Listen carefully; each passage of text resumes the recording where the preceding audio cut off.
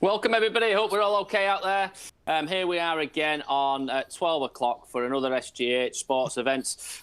Little chat with some stars of the football world and the golfing world, as usual. We've got our Simply video helping us with the streaming today.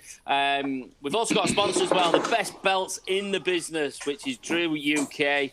Hurdy's belt company there, which definitely are the best golfing belts out there. We have also got the Sergio Garcia flag, remembered, out there, which is signed, a Masters flag. When he won, it's £10 for the entry. I don't know when we're going to do the draw for that, but I think it might be next week for that one. £10. Every penny is going to go to the NHS. We want to raise as much money as we possibly can, for that one in particular. Also, just a quick reminder, just don't forget to get on there and share this post as well on the Facebook if you are watching out there. And also try and make sure that you like our page as well, because if you do like it, what happens is you'll get a reminder just to say that we're on, and you won't miss any more shows, because we are getting some absolutely fantastic guests on here. So first things first, we've got to go through our guests today. We've got Simon Hurd and David Lynn as normal. Hurdy, how's things? Heard you've been out on your bike this morning. Yeah, smashed it. Dartwelham Road and back 20 mile, no bothered. Chris, carry on. Lynn, have you got a comeback on that one, my friend? I think, that's an electric bike he's on. Electric bike. I've been out with my car this morning, 20 miles, smashed it. Feeling a bit... I needed a bath when I got back. I was knackered. Absolutely no difference whatsoever, Lynn.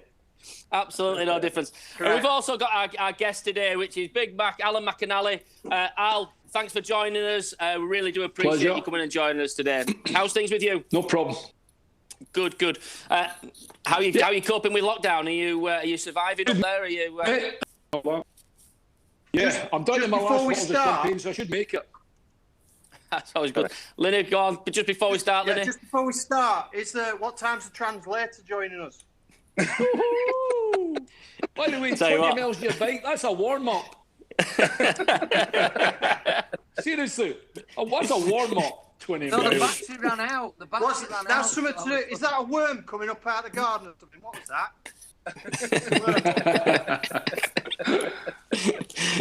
As you can see, I think there's going to be a bit of banter going around today.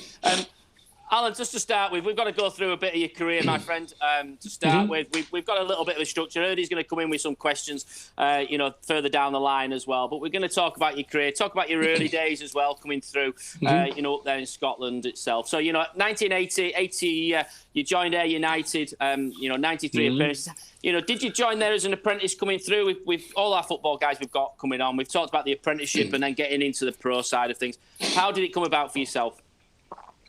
That was it. I was at the Ayr United Boys Club and then just came through, and I signed when I was 16, 17 years old. And then back in those days, I wasn't even allowed to go into the home dressing room until the senior players had left to clean the home dressing room. Otherwise, you get a dunk to say, "Oi, out, nobody's finished yet," So you'd be peeping your head round the corner because you weren't allowed to leave the ground until, the apprentices had finished cleaning and sweeping up and stuff. So, yeah, that was back in the day. Then I was quite fortunate. I got in the first team when I was 17, 18, and then it just sort of went on from there. And being a local lad coming from Ayr, with myself and Stevie Nicol, Robert Connor, who Sir Alex signed at Aberdeen, Dundee in Scotland, etc. We had some brilliant football players in that team, as well as some of the older guys. But it was really good. But that was a hard learning curve as a young apprentice coming through to United. Trust me, because there was a lot of minors in that dressing room, and they certainly weren't pretty fair on you at times.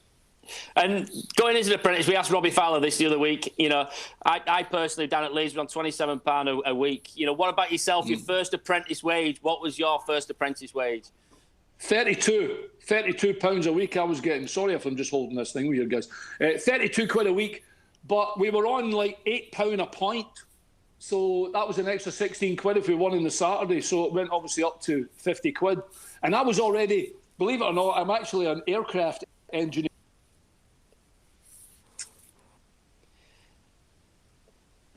We seem...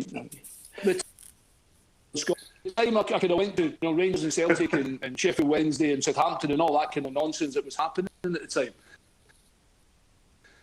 And he said...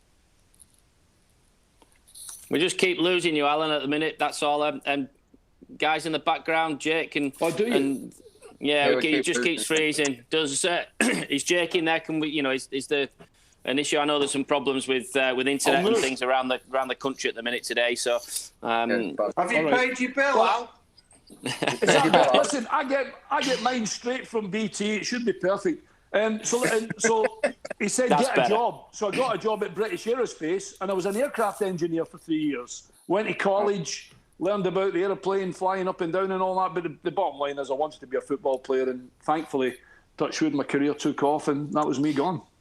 But you were there for 4 years at Ayr, learning your craft, as you say.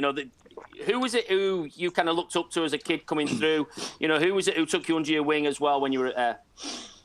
2 players, Eric Morris, who we had signed from Rangers, and a guy called Brian McLaughlin, who we had signed from Celtic. Brian McLaughlin was one of the most gifted football players I think I've ever seen in my life.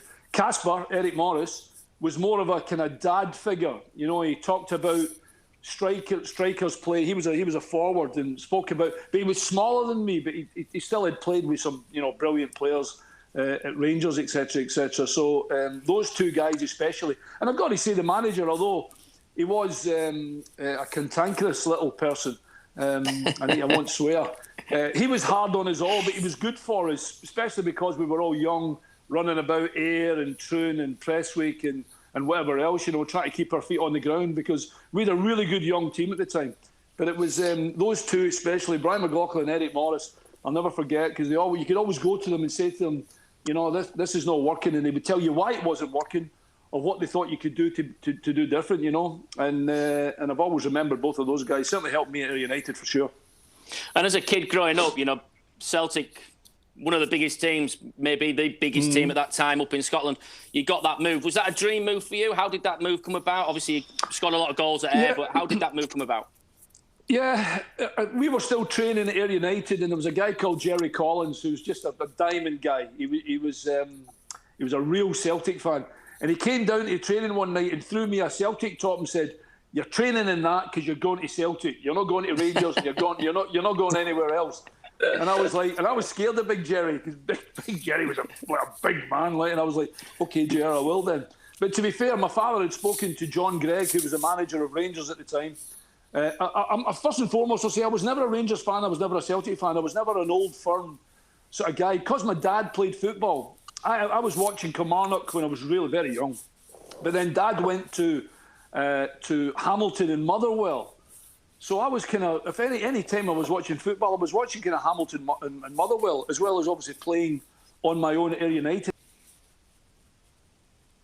Fan. But my father, out of both choices, said, "I think you should go to Celtic." And I never asked why. And I really went on the back of what my dad said. And Davy Hay was the manager with an assistant, Frank Connor, who was just the biggest character of all time. And I signed for Celtic on the Tuesday. We played the last game for Ayr United. My very last game was against Dumbarton, up at Dumbarton. And we won 3-1. I scored 2 goals. And a car picked me up, took me straight to Parkhead, and we went straight down to Old Trafford to play in Lou Macali's testimonial, and that was it. That was literally what I remember. And I decided I was going to Celtic, or my dad did. And well, you talk about your dad there. Your dad won the title in 1965 as well for Kilmarnock. Is that, legend? Was that something which he had a big influence on your early career coming in, and also how proud was he when he sees you going on and playing for Celtic really at that time? Yeah, really. I mean, Dad was a bit of a man's man. We had some. He was the type of person that, if I said, it doesn't matter, he'd be like, "What do you mean it doesn't matter? Of course it matters." That kind of like, it matters more than just what you exactly. I don't like that attitude. And all of a sudden I was like, all right, okay, I better not say that to him again, because everything matters. And he was hard on that, because he comes from nothing, does okay, and you obviously want to see your babies do really well. And the more my career went on, the more I could see him take a back step, because everything was going okay. I need to tell you this great story. When I did sign for Ayr United, there was obviously no agents back then, so my dad's my agent, and he was driving. I can't remember what he was driving at the time, but I got £1,000 signing on, £1,000 as well as my 32 quid a week. And he obviously orchestrated that by saying he's not going to Rangers or Celtic or Kilmarnock or anywhere else. And about 3 weeks later, I had said, I wanted to. I was 17. I passed my driving test. I wanted a new car, but my dad had already bought himself a new car, and I get 400 quid. And I was like, I got £1,000 signing on. He said, yeah, I used 600 quid to get a new car for the family. And all my life, gave me 400 quid. And I was like, I can't believe it, by the way. I've been done already. It's the biggest I've ever paid for an agent in my entire life. I was going to say, agents now take a lot more than that, but, from them days. Going into Celtic itself, your first season, first medal and things. What do you remember of that first season at Celtic? It was really tough going from, as much as I said Ayr United was a good team, you had Tom McAdam and Paul McStay, the brothers Paul and Willie McStay, Brian McClare, Maurice Johnston, Davy Provan, Frank McGarvey, Tommy Burns. I mean, we had some unbelievable football players. We used to murder teams at times, we really did. And it was hard for me to get in the team immediately. I mean, that was the time when you still had a reserve team at Celtic and you were expected to play in the reserve team. All the top first division, when you were coming back from injury, everybody played in the resis. Everybody played in the resis. And I think that was a bigger growing up, because you were basically playing against, excuse my language, hairy-ass men, and you really had to roll your sleeves up a little bit, because if you don't, then you're going to be in trouble. And I think we won everything with the reserve team at Celtic. And then when I got in the first team, once I got in, I was fine. I was there. I was done and dusted. And then Davy Hay almost changed from this traditional 4-4-2 and played like a 4-3-3 and played Brian McClare, Maurice Johnson and myself all up top. And we used to murder football teams. It was a great time. It really was. We won the league that year just by the skin of our teeth, because we lost, I think of the last 5 games, I think we might have lost 2, and we had to beat Hearts on the last day of St Mirren on the last day of the season, and we managed to beat them and we won the title, and it really was fantastic. And my medal, 25 years after, is exactly the same. Obviously, it says Alan in the back and not Jackie. That my father won at Kilmarnock in 1964-65. Wow. So they're in a rather proud position in the house. So we do talk about memorabilia. Is that one of your favourite bits of memorabilia you've got in your house itself? Yeah, that and one of Hurdy's belts. Well, to be fair, they're the best belts in the business. What else can we say? Hey, listen, I still haven't had one for nothing yet. He still charges me for them. So obviously the medals, any of the medals, the stuff that we had, and obviously going to Aston Villa, I didn't actually win any medals at Aston Villa. We only got to the quarter-final FA Cup. And then obviously I went to Bayern, and then we won the title at Bayern and the Super Cup and all that kind of stuff. But I've still got I've still got my cap. I should actually go and get it, actually. I should just go and get this. One of my Scottish caps. It's been sitting in the window for years. So it says 88, 89 on it. Can you see that? Yeah. See that? Perfect, yeah. So I've got one of my caps that sits in the living room, which is quite nice. I didn't get a World Cup cap. I don't know why I didn't get a World Cup cap, but obviously I've got all my strips. I've got a Brazil strip, a Costa Rica strip, and a Sweden strip. AC Milan. I've still got Costa Curta strip. In fact, I met Costa Curta in Milan when I was working with Sky doing a Champions League game, and he came up to me and I was like, I know this guy's face, because he was only 19 when he played with Baresi and Maldini and Rijkaard and Hullet and Van Basten and all that. He was 19 years old. And he came up to me and his English was absolutely perfect. And he went, hello, do you remember me? And I was like, I do, yeah. He went, I'm Costa Curta. And he went, Alan McInally. I said, I know who you are. He said, and I said to him, I've got your strip. And he said, I've got yours. I said, if I send it to you, will you sign it for me? And he was obviously younger than me. And the boy was different class. I mean, he was fantastic. So strips like that and stuff is really good. And I've still got a couple of Celtic strips and Aston Villa strips and stuff. So I've got some really good memorabilia, yeah, for sure. Have you got all those framed up?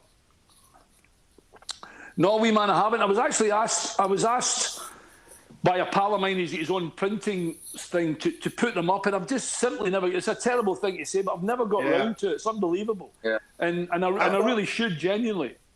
I've got a load of great posters from golf events. Every tournament used to have a different poster. And it was one of my old buddies got me into it. So if you were playing one week and Sevi was playing, obviously he'd be on the poster. And then my caddy would get them signed as well, and I've got loads like that, and I've never got round to. I've got a few framed, which my missus did, to be fair. In fact, my old man's nicked one of my best ones. So typically with Sevi, Alaf, Jimenez, all them on the front. Brilliant. But it's ridiculous when you think about. I mean, if you only knew what you knew now, I'd have said does 100 things. I've got one thing that's worth nothing. Honestly, it's worth nothing, but it's worth so much. The semi-final of the Champions League, we were given a watch by AC Milan. Now, it's a plastic watch with the AC Milan logo on it, and we all got one, and I've still got it, and I just won't part with it. And it's worth, I don't know, tuppence, hate me, but it's we all got one. It's priceless, isn't it? Yeah, exactly, absolutely. I should get Costa Curta to sign the dial on it or something like that, or Baresi or somebody, or Van Basten. But anyway, I've got some really stuff, and I've got some wine from. We used to go to with Bayern. We used to go into the mountains in Austria, between Austria and Italy, and for pre-season training, and we were given.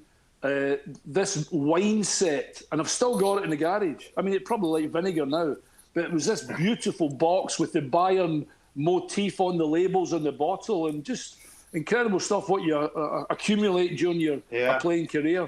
But David, you should, I mean, for all the golf stuff, you've got to think about getting them done, because I love stuff like that. It's fantastic. Mm-hmm. And the golf, but I think, Lynn, for you, the golf stuff, it's just something you're playing in every week. It's something you don't really think about until you've stopped playing golf. Well, I totally ignored it, collecting stuff for years and years. And then my caddy used to keep getting these posters. Like, well, I can't believe you keep. The next minute, I'm looking at them and I'm like, do you know what? Yeah, I really like them. And then, in fact, my old man, he's a collector-aholic. And he'll tell you this. He used to go to golf clubs, and if I told you he's probably got 850, you wouldn't believe me, would you? He used to just pester everyone. He reckons he bought mine off the internet because I wouldn't do him one. Doesn't surprise me on that one. Going back, Al, to you talked about Villa there as well. You went down to Villa, got promotion pretty much straight away with Graham Taylor down there. That was a big time in your career, I think, looking back from my day. I was watching football them days, and that Villa team itself, we had some great players in there. Oh, we were with a couple of crybabies in it as well, by the way. I can hear one of them. Yeah. She said the accent. Yeah, exactly. I mean, Graham Taylor, funnily enough, Graham Taylor tried to sign me when he was at Watford. Again, Davy Hay said, look, Watford are interested in buying you. And it was actually when Morris Johnson was playing up front with Big George Riley at Watford. And I didn't want to leave Celtic because obviously we had such a good team, we were playing in Europe, etc., etc. And it wasn't until they went to Villa. But the problem was for me there was that Villa had been relegated. And I was then having to go down to the Championship then. And I was like, I don't know about that. But between you and me, the money was so good. Villa's a huge football club, and a huge football club. And basically, if we came up in one season, then obviously financially it was going to be brilliant, and we were back in the big time. And you had the likes of Gordon Couzens, David Platt, Stuart Gray, Andy Gray, Alan Evans, Kevin Gage, Nigel Spink, Mark Walters. I mean, we had an unbelievable football team. My mate, how can I forget, Big Gary Thompson and I, we absolutely used to batter teams into submission. And we had a brilliant season. We came up with Millwall. Millwall actually won the championship. We didn't win. We were only second. And then obviously got into the big league and then, scored all those goals. And that was why, obviously, a lot of teams in Europe and other teams in England were interested. But Graham Taylor, for me, was brilliant. I mean, absolutely brilliant. He got a bit of stick when he got the England manager, which I felt for him a little bit. But he really was, for me, first class. I couldn't fault him, to be honest. In what way do you say first class? Because, as I say, people see him as the England manager, and he was always successful as a club manager. What do you see? What was so special about him? We might adjust. Well, to be honest... Oh, he's back. To be honest...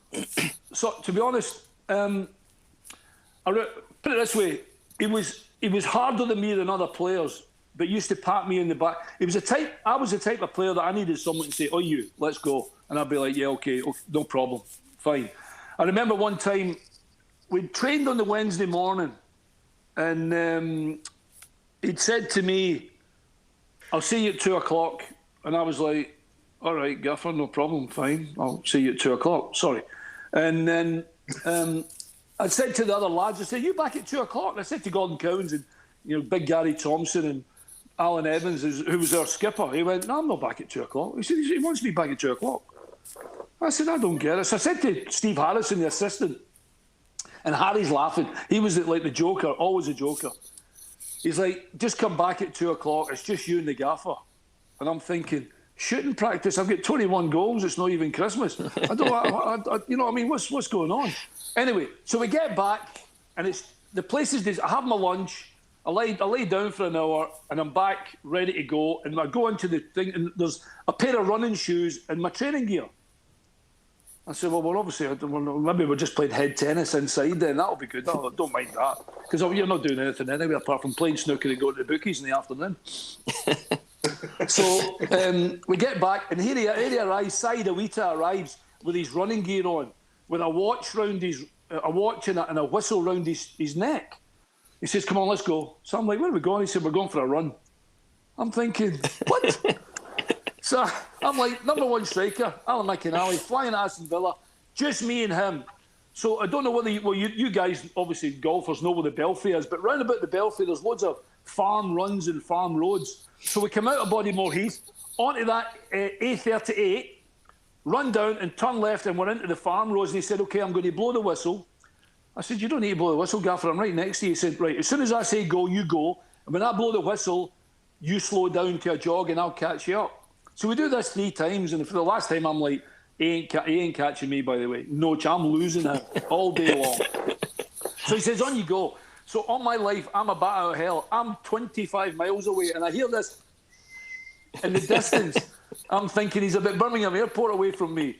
Anyway, after about 10 minutes, he catches me up, and he claps me in the back. He went, "Brilliant, come on, let's go." He said, "I needed that run today." And I'm like, it was nothing to do with me. He just wanted company out on the run.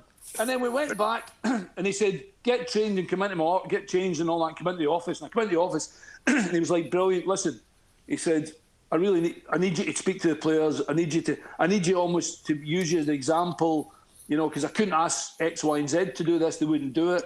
Whereas your fins are up, giving, "I'll sort you out," kind of thing. He was brilliant like that. Psychologically for me, he was fantastic. And all the players knew I was back. And they weren't. And they were like, "Oh, we better be careful here." He was fantastic for stuff like that. I really do. I used to remind him about it all the time, to say how I used to keep him fit when he was at Aston Villa. And obviously, some success at Villa, obviously. But then, is it the big move which Munich comes about? How did that come about, going to Bayern Munich at that point? Because it wasn't many people who went abroad then. No, there was just myself and Chris Waddle. Chris went to Marseille, and I went to Munich. It all started with a game against Chile at Hampden. And we played against Chile, and we won 2-0, and I scored, and I played really well. And after the game, this agent guy came up and he says, "Look, would you meet Franz Beckenbauer, Uli Hoeneß, and Jupp Heynckes?" I'm like, "Yeah." Remember, this is the Wednesday night, and I'm going back down to Birmingham for training on the Thursday morning, and I've got my dad with me. And he said, "Well, they're in the Holiday Inn. Would you like to come to the Holiday Inn and meet them?" And I went, "Yeah, if you want." Yeah. He said, "Look, they're really interested in signing you. They've watched you a couple of times at Villa Park." Okay, I was like, "Okay, great." So my dad's like, "Can I get a whiskey?" I'm like, "Yeah, you get a whiskey. Just wait till you get a whiskey." Brilliant. So the top agent, he comes with me. In we go. You've got the head of the German football league basically sitting giving it that. "Well done tonight. Would you like to come to Bayern Munich?" And I'm like, "Well, yeah, I think so." My dad's like that. "I'll have a double grouse, put it on their bill, one of them." I'm like, all right. And we spoke, and the final words that Uli Hoeneß said, he said, "Would you like to come to play in Germany?" And I said, "Yes, I really would." He went, "Well, in that case, don't you worry about it." And I was a bit like, okay. Now, nobody knows, and I mean nobody knows I'm meeting them, apart from the agent, me, my dad, and them. Go down Thursday morning, and he's a bit off with me, Taylor. He's a bit like, he's not speaking to me. He has to during the training as we went through pattern of play for the game on a Saturday, but I know there's not the same rapport. You know, I'm not giving him stick and he's not giving... Anyway, Friday we do the skills game and a little five-a-side, and I get to see you in my office. So I go in. I'm like, what are you talking about? He went, look, I know you met this, and I'm like, how the fuck? I mean, how did you possibly know? How can you possibly know? And he said, you'll not be going anywhere. He said, I thought we had a discussion. I said, you go anywhere in England? I said, you say I couldn't go anywhere in Europe. He said, you'll not be going anywhere. So, okay, fine. That's that done. Last day of the season, we play Coventry. There's a guy called Brian Clean playing in it. Big line. And I'm thinking the deal's nearly done. I think they've got to about 1.2 million and they're almost agreeing it. And I said to Brian Clean, killer, have a chance of getting a good move at the end of the season. And I didn't really want to leave Aston Villa, to be honest. And Killer went, it's all right, big man. You and Tomo don't have a problem. It's Martin Keown I don't like. I'm going to have a go at Martin Keown today. So I was like, brilliant. Game finished 0-0. It was an absolute disaster. And I thought, well, that's that. I ain't going anywhere. No chance. 3 weeks later, I was a Bayern Munich player, landed in Munich, picked up, straight for a medical. And it was like, go, done. And then I had to learn language and start all over again. And that was, when I went to Celtic, I thought it was a big move. Aston Villa, I was kind of already going in as one of the kind of senior, better players. At Bayern Munich, they're all World Cup winners. They're all, and you're like, oh, this time you've really done it. You've bitten off too much this time, Al. And I really had to roll my sleeves up to make sure I made the grade in Germany for sure. And the first time walking into the changing room, when you see all these, you know, as you say, World Cup winners and things, how do you, not knowing the language most likely as well, how do you settle into a team like that? It's difficult. As Hurd knows, I'm quite shying type. I don't have a lot of confidence. I'm kind of in my shell and stuff. Because normally you would walk into a dressing room, pick somebody's clothes up and say, whose are these? And so you say they're mine, and you throw them away and say, peg now. You know, one that's stupid, something stupid like that. But I already had my own locker with my name on it, and I was like, well, I can't do that one. I'll just sit down and shut. But the language thing's a big problem. And basically it's through football. It's through playing football, your attitude. To be fair to Uli Hoeneß, he'd spoken about, you know, Munich, what the team expects. You know, the manager was Jupp Heynckes, who eventually went to, you know, Real Madrid and won the Champions League there, and obviously back to Bayern and won the Champions League. And he'd said, look, you need to learn the language. That's it. You need to learn the language. And I was like, right, okay. And I did, and I tried. And eventually, you know, down the line, a good year, even after we won the title, still with the following year, until the players really kind of accepted me as Big Mac, who understands all English. And I would say good morning to them, and they would say morning to me. And it's weird because in Bavaria, back then, the players didn't speak English as much as you would think they spoke English. They were very Bayerish and very sort of southern Germany.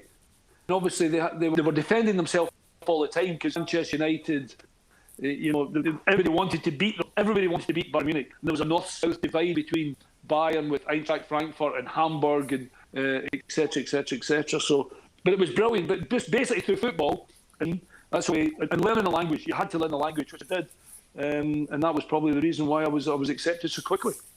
And a young kid now going over to a foreign country, for instance, what would be your advice to them? What's the biggest bit of advice you'd give them? Just integrate yourself into their society, because that's what we expect. You're a foreigner. You're an Auslander until you learn to communicate with them better, and kind of go along with. They don't like the way the German game is. They don't like a lot of people that rock the boat. You've got a job to do. Make sure you do it. End of. If you do your job and he's doing his job, and his job, You don't rock the boat, then we'll be successful. The young boy Jadon has done a brilliant job at Borussia Dortmund, because that club is huge, absolutely huge, and it's a brilliant stadium to play in. But he's obviously learned the language. He was a little bit younger, obviously, than I was when I went, so he might be a bit of a sponge to take in the language so quickly. But I'm just the fact that he's done so well with the football, and he's obviously learned the language and been in so much. This is what you have to do. I would also encourage our young players to go abroad. I know the Premier Division financially can give them huge rewards, but going abroad, there's more, you will still get numerically good money. But to become a better football player or a more intelligent football player, I would encourage any young player to go abroad, absolutely, without question about it. And your experience out there, obviously, you had a few injuries out there as well, but your experience out there, is Bayern Munich one of the biggest clubs in world football? Even now, even back then, do you still see that now? Yeah, I can't tell you how humongous they are. Right down to the kit man, right down to the medical science. I mean, stuff that we're doing here 10 years ago, I was doing in 1989. Honestly. Cold baths, electric bath. I can remember sitting in this electric bath with the panels on the side of it, making my fillings like in my mouth tingle. I'm like, I don't like this. I don't like this. And I used to sit outside it, but it was right down to all that kind of stuff. Massages every day, vitamins, so many vitamins, calcium intakes. Never mind the amount of time you trained. If you were training for 58 minutes, it wasn't 57 or an hour and 2 minutes. 57 minutes. End of. Little arm down, straight in. We're just so far advanced. And now I hear lots of players, obviously with the influx of all the foreigners coming here, that I was doing it twice. You've got Manchester United. I still think Liverpool, obviously. But Real Madrid, Barcelona, Bayern Munich, Paris Saint-Germain, they are humongous football clubs and generate an incredible wealth. They really do. And there's pay them the best money. But Bayern itself, it's run by Karl-Heinz Rummenigge, Uli Hoeneß, Mr. Beckenbauer, obviously, who's a kind of head of the world in Germany, if you know what I mean. And set one of my very first training at Bayern, you had Hoeneß and Inkus watching. Beckenbauer wasn't there that day. Sepp Mayer's doing the goalies, right? And Gerd Muller's doing the strikers. I'd rather have just watched Gerd Muller for an hour and a half rather than me training. I mean, it's ridiculous when I look back, when I genuinely think back, and I'm thinking, that's Gerd Muller. Oh, right, okay, I'm Barbara training with him today. I mean, beggars me. And I get a lot of stick in Scotland given, you played for Bayern Munich, congratulations. But you can only speak about your own experiences. And they were so high, and the level of expectation was so high, and everything was so, on the button that it just surpassed everything I'd done with football. But also there was more expected of you. And I quite liked the sort of pressure that it brought upon me and probably made me a better player. And obviously then you played in the World Cup in 1990 as well. Must be a very proud moment. You showed us the cap already of some stuff. It must be a proud moment going to a World Cup. And how was that as a group of players for a certain amount of time together in the same area? Yeah, that's tough when you're away for the likes of 6 weeks and all that. We went to Malta for 10 days training camp before we even went to. I mean, being in the World Cup was just incredible, and it's my fault. It's all our fault for not qualifying. We got beat by Costa Rica 1-0, and we couldn't score on a month of Sundays. Beat Brazil 1-0. We were a wee bit unlucky. We conceded with about 7 minutes to go. And again, against Brazil, who, to be honest, were in second or third gear against us. We probably could have scored a couple of goals against Brazil. But it's hard to... We had a great squad. We had a good camaraderie. Andy Roxburgh was the manager with Craig Brown, his assistant. It was one of my best experiences. We were in Genoa, and we stayed in Rapallo in this beautiful hotel. And me and Coy stayed together. We used to room together all the time. We don't have enough time to tell you some of the stories about happening in that room, but it was good. We really should have done better that year in 1990 with the Scotland team, and we didn't qualify. And it's the only thing of all the games, we should have done this, we should have done that. It's the only in football that I look back with genuine anger at me being better, considering I'd just come from a team with Bayern who were not more professional, but expected more of us. I think we went in thinking we'd qualify, but the time it had gone past us, we all must have looked back and thought, what the hell happened there? Can't believe it. It's the only time in football I have a regret that we didn't do better than we should have. As you said, that must be really difficult when you're coming from the ultimate professionals, as in the German mentality in Bayern Munich, coming into Scotland, which you feel is not as professional. That must be really difficult for you to hold back a little bit as well.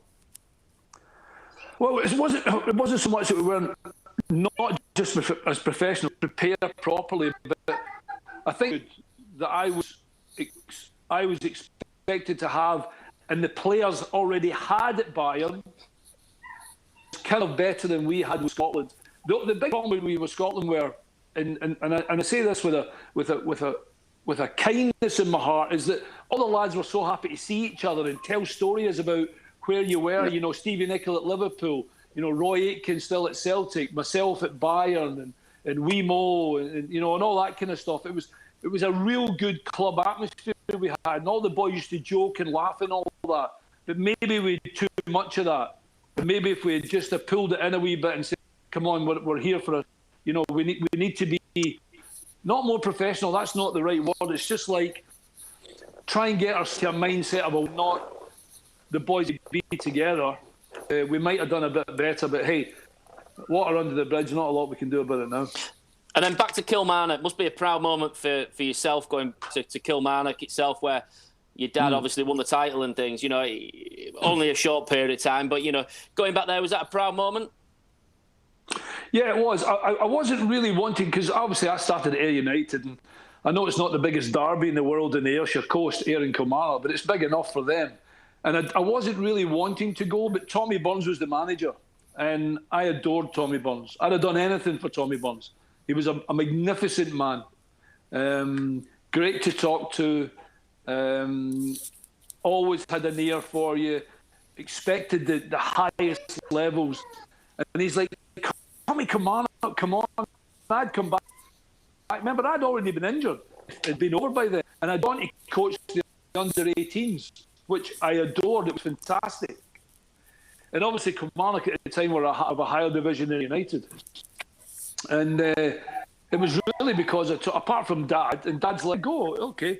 I scored a goal for my body. We played 7 or 8 games, didn't score a goal properly, but we had such a good squad at Kilmarnock. We got to the semi-final of the Cup. We didn't get relegated. There's one thing in my career I'm always quite proud of. Even myself under pressure by going to Kilmarnock in different positions, in the proper end of the table, something I'm quite proud of, because I wouldn't have liked it. I've got 30, 40 million in the bank, but I've been relegated 5 times. That would really... Trust me, I know 40 million would be nice, but you know what I mean? As a professional football player, I'd be like, no tarnish on my record. No chance. Yeah, absolutely. But if you had 30 or 40 million in the bank... I'm too bad a loser for that. If you had 30 or 40 million in the bank, you'd be only a couple of quid, behind Lynn then. Yeah, exactly. Well, exactly. Just wait till he gets those brochures out and starts selling them. Absolutely. Thank you for that, Al. I'm going to pass you on to Hurdy. We always do a quiz, and Hurdy's got a bit of a quiz. I've got a few more questions as well, but Hurdy always does a quiz with everybody so far. He's determined to get everybody to beat Darren Gough, so that's the most important thing. So pass you over to Hurdy. Where are you? I've got a few questions all about. We can still hear you, Al. Don't worry. Just keep talking. You'll be fine, mate. Yeah, fine. Okay, Al. First question is the Premiership as its current standings. From the bottom 5, however you want to name them, name them.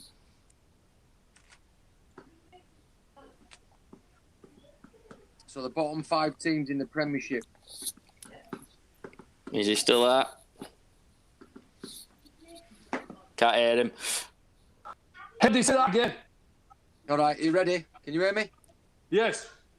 Okay. The bottom 5 teams in the Premiership, name them. Current. Current would be Norwich, Correct. Aston Villa. Correct. Oh my God, Bournemouth, Correct. Watford, Correct. Same points as Watford. They've got the same point. 27. West Ham. Boom! It's a good start, big man. Perfect. Get in. That's beat Coffee Right, already. That's better than good. Okay, name the last 5 managers of the last 8 at Celtic. Last 5 managers. Well, no, there's been Right, the last Neil 8 Lennon. managers. Yeah, Lennon won. Yep. Last 8. Ronnie Dyler. Yep. 5 of the last 8. You only have to get 5 out. Yeah, no. You'd have to just shout 5 out. Think of the last. Yeah. Who was before Neil? Oh my God. Who was before Neil? Who the hell was the manager of Celtic? Martin O'Neill. Gone to Leicester. Hang on, Martin O'Neill. Is he not one of them? Martin O'Neill's one of them. Yep.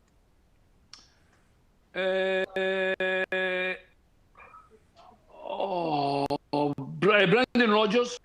Yep, that's 4. You've got one more. Right, I remember the ones 4. I spelled. It can't be Billy McNeil, Davy Hay, Ronnie Dyler, Tony Mowbray, Mick McCarthy. No, not Mick McCarthy. But you've named 5 now, Al. I'm going to give you the last 3. All right. You got Gordon Strachan. Oh, Strax. Kenny Dalglish. Kenny? I wouldn't have said Kenny, but yeah. Yeah, Kenny was one of the last 8, and then John Barnes. He was the 8th last. Oh, manager. Barnesy. Yeah, Barnesy, Kenny sorry. gave him the job, didn't he? Yeah, that's right. Yeah, correct. Yeah, so Barnes. Neil's done a good job well, you so got far. that right. Yeah, you've done that. Last time Scotland qualified for the World Cup. 4. 98. 98, correct. 98 France. in France. Yeah, correct. Lady, best ever curling champion. She won the World Championship. What's her name? You can just name a Her second name name. is Siobhan. No, No. I can see her. Yeah, I got it in a quiz last night. I thought you're having that. Not McLachlan. No, it begins with E. It begins with M though. Yeah, I know. No. It's a well-known. McCutcheon. first bit of what? McCutcheon. McGee. What was her name? Muirhead. What's her first name? I'll get her second name. Eve Muirhead, her name was. Oh, Muirhead. Damn it. Yeah. Should have All right, got no, it is, that's fine. All right. Name the Lady Solheim Cup captain last from Scotland. what's her name again? We just won it to Glen Eagles. Yeah, correct. What's her name She's won again? the Open. Oh my She won the Open goodness Championship. me! Oh, I can't remember her name either. I had this the other day in a quiz. I can see her. Glen Eagles. It's Glen Eagles, isn't it? Yeah. Oh, for Do you know, my hang on, missus was sat ABC. next Katrina, to her at dinner Katrina, once. Katrina, Katrina, somebody. Yes. Katrina, Ma. Katrina Matthews. Yes, go on, Al. Well done. Katrina. Right, I've got a couple more for you. Ready? Biggest ever crowd ever in Europe was where? Nou Camp. Give you a clue where you're from. Oh, maybe at Hampden. Yeah, Hampden, 149,000, 1961. Yeah. Yeah. I'll tell you what it was. I think it was either Scotland or it might have been something like Dunfermline against Standing room. Falkirk. Yeah. Right, I've got a couple more quick ones. These are easy. Scotland's biggest win against England was 7-2 in 1878. In 1961, what score did England beat Scotland? These are just 7-2. 9-3. Go on, the English. Look at it right. No wonder I didn't remember that. yeah. Did I get the 3? Last question. Did we have the reserves out that day? Yeah, we must have done, yeah. Right, last Open Scottish golf champion was who? Oh. Did Sandy win it? No. Sandy Lyle didn't win the Open, did he? He did, but it wasn't the last 99? one. 1999. Come on. Oh, for goodness sake. Go on, you're still the lorry. Go on the lorry. Oh, lorry beat. I watched that decline on the last hole. There's a little video on Netflix of Jean Van der Velde. You just can't believe how unlucky he was, and then also how fucking stupid he was. I know. Hey, by the way, Paul Lawrie hit a 4-iron to about 10 feet, remember? Yeah. Filthy shot. Closer than that. Top man here. Yeah, Paul Lawrie. That's me. I'm quite happy Well about done, that, Al. apart from the 9-3. Well done, Al. You've, I think let you might have taken over coffee there. We've got AJ in as well here, who's going to just bring some questions in from the social media, from Twitter and from Facebook as well. AJ, over to you. Hi, Al. How you doing? Is he there? I'm guessing that's gin and tonic in there. Can you hear me? Cause he all right? I can hear you, AJ. No problem Hear you. whatsoever. All right. Al, Unfortunately, AJ, we can hear you. that's fine. Thanks. Okay, so Jay asks, Al, you're absolutely fantastic on Soccer Saturday. What's the biggest gaffe that you've ever made? And the second part of his question was, who did you always enjoy being on the show with? Well, I've got to say, the legend that was George Best.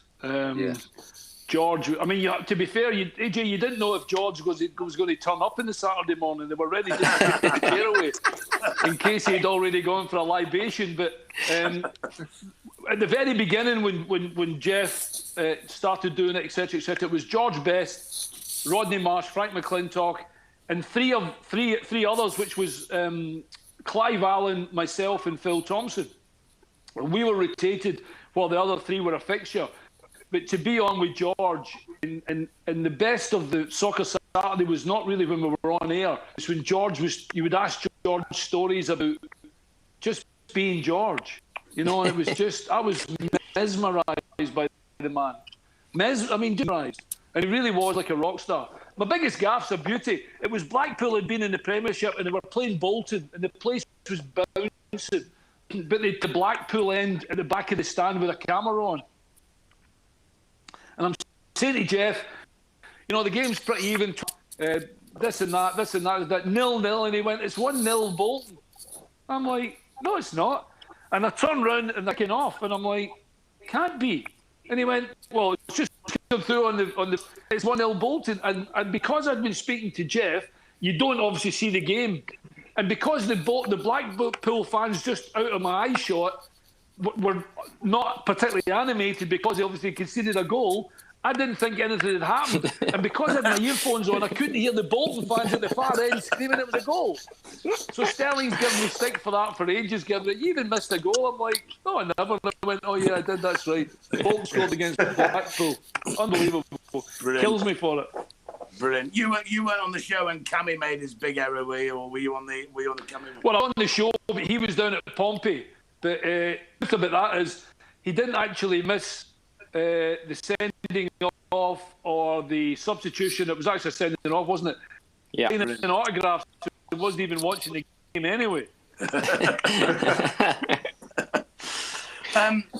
Al, our number one fan, Dot, asks, if you choose two clubs to compete against and commentate on that game, who would they be?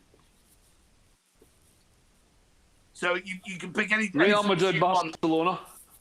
Sorry, Al. Real Madrid, Barcelona. Really? Have you guys ever been to a Real Madrid Barca game? Yeah, I have. Yeah, unbelievable. Oh man. I went to one in Madrid and I went to one in Barcelona, and I don't get excited until I'm playing golf now. That's my excitement.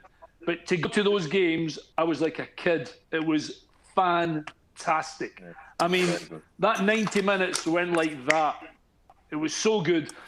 So I'd like to commentate on a Real Madrid-Barca game. The other game would be, I'd like to have been, I don't know so much about commentating, I'd like to have been to the 1970 World Cup final when Brazil played Italy.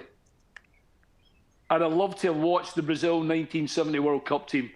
That would be unbelievable because they were. I could watch that game over and over and over and over again. It was so good. Brilliant. And you mentioned there, Al, about how excited you get when you play golf. Rick Pressman texts in and says, you played in this tournament, the British Par 3, for years. Are you still as keen to win it or not? Yeah, trust me. I want to win on a Friday morning, never mind it. I think, by the way, you guys know what I'm going to say here, and it's my biggest accomplishment in golf. That's rubbish, actually.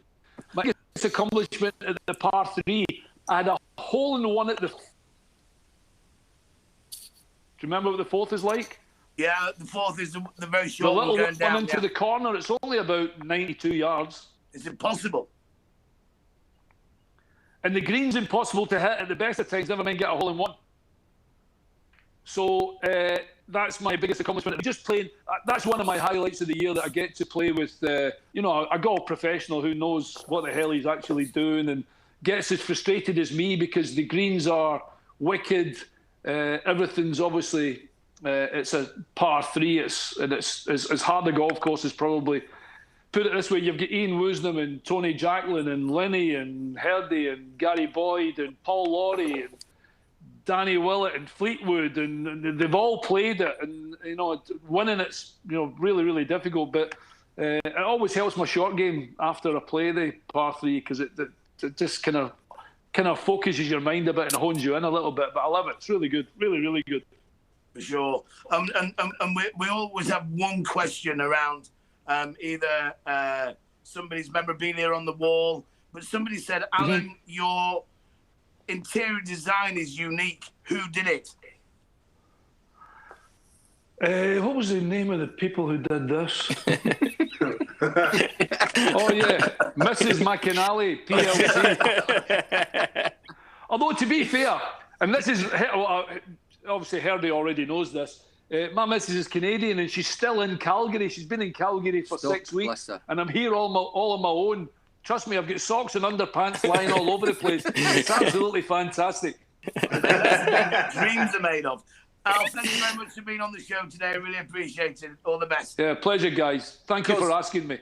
Cheers, Al. Well done. Yeah. Cuz, quick question. Al, a pal of mine in Jersey, like Tommy Scott, did he ask that question? I just got logged out. No. He asked a pal of mine, Tommy Scott, is good pals with Ian Woosnam. He's a big Celtic fan, and he's asked, what do you think about what's going on with Rangers' protest about the ending of the Scottish Premier League? What's your thoughts on that? Yeah, brilliant question, because I'd like to know, because apparently they have documentation that goes against everything that the vote, what the Scottish FA were actually proposing. So I'm dying, and I haven't spoke to anybody at Rangers. I haven't spoke to Gary Mack or Stephen Gerrard or anybody about what they are complaining about, or specifically complaining about. I mean, I don't think they should have stopped. Personally, why are you stopping the leagues? We've been told that eventually we'll get through this, which means surely eventually the social distancing rules will be relaxed. We will be able to carry on the league. And if we don't finish the league until next March, who cares? Somebody's talking about, what about next season? I'm like, who cares about next season? If you want to try and keep the integrity of something you've already started, then regardless of how much time it takes you to finish this particular league, then I think you should do that. So I am also interested to see what Rangers have, because they're apparently saying on Sky Sports, documentation that something's not been right with the whole shooting match there. So to answer his question specifically, I can't really, because I'm in the dark over it as well, until Rangers produce the evidence that they say they've got. But the whole thing just seems a complete and utter mess. And there's a lot of people don't really have a lot of respect for Scottish football anyway, and it ain't helping us one little bit. I agree. And looking at that, Al, as well, looking at the Premier League and the First Division, the Championship, and so on and so forth. What's your thoughts on that? Obviously, you've said to finish. How do you see that panning out? Really tough, because it goes back to one thing almost and one thing only. Out with to save lives and to keep everybody safe. It's a money industry for football now. Industry from the very top to the very bottom. Now, it's easy for Alan Mackey, isn't it?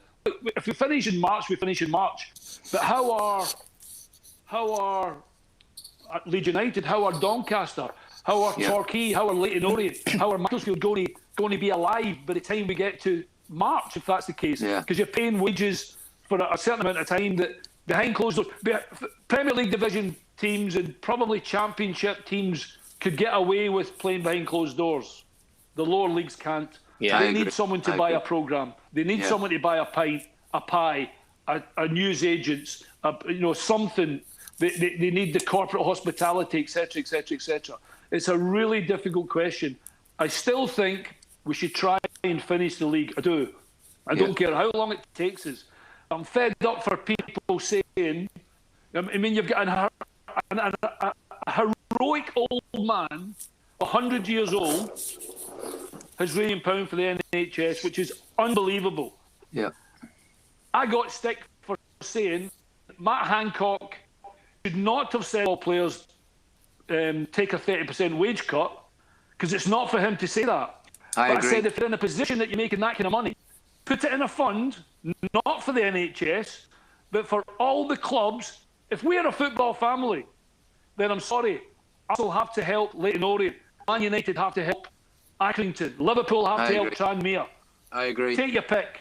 So if they're going to donate any money, I think if players are going to donate any money at all, or defer wages, whatever, I think we should keep it in football. Because if we don't, you can forget about the 92 clubs we have. It will be 62 clubs, and they will never be seen again unless they're revived by someone who has millions to spend. That's the truth. No, 100%. I totally agree. I think, for me, this season has to finish. It has to be done, because all the money's been invested into this season. No money's been invested into next season yet. Every penny's been invested into this season at this present moment in time. Absolutely, mate.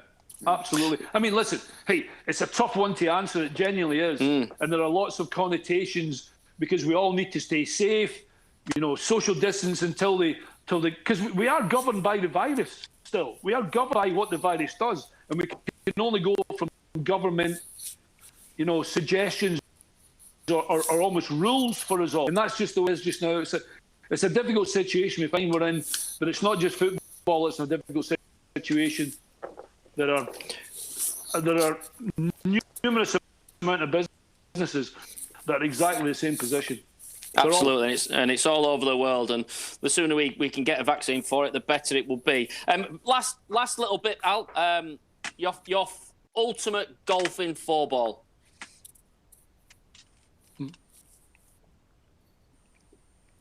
We know you're mad into your golf. Oh, brilliant question. Brilliant question. I might get a new belt. Hey, I might get a new belt for that 4-round. You can't throw him in it. No, I tell you what, it's got to be Seve. Got to be Ballesteros, because I can't watch the TV when I watch Seve without crying. So it's got to be Seve. Got to be. It could only be Jack Nicklaus, because, after all, I mean, Jack Nicklaus. I won't say Tiger, because I expect to play with Tiger soon anyway, so that'll be a reality. And I'll need to say Seve, Jack Nicklaus, and you guys will say the likes of Hogan and all that kind of stuff and whatever. Who I love. Who do I really like watching on TV? Mo Norman in there. Have you heard of him? Oh, Greg Norman. Mo Norman. Greg Norman. Mo Norman. No, Greg Norman. Love Greg Norman. Yeah. Absolutely loved him. I know the wheels fell off. The wheels fell off at the Masters and all that, but I'll go Norman, Ballesteros and Nicholas. And Very by good. the way, incidentally, I'm having to give them all shots.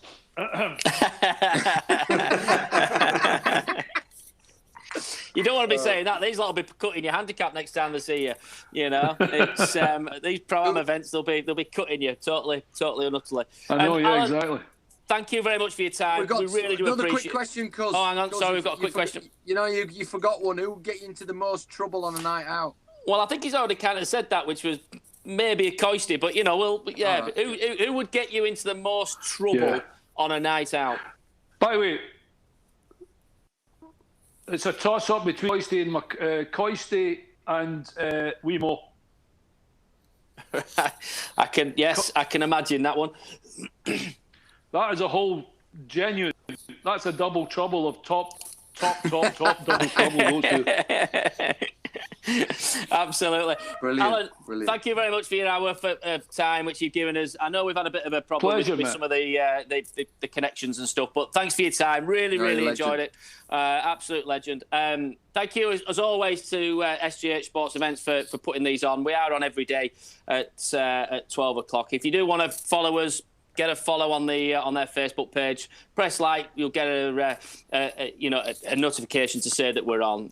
We've got Willie Thorne on tomorrow, who's another legend, of the Green Bays. Thank you again, as always, to Simply Video for looking after us.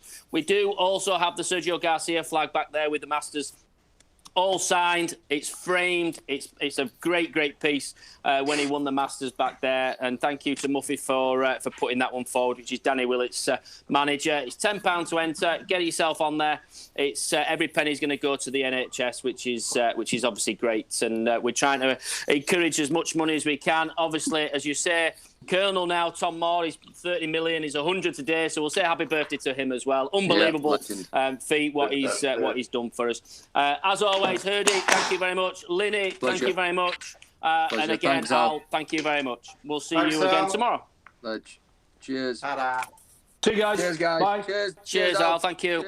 Cheers, Lenny. Ta-ra, love. Thanks, You staying on, Andy?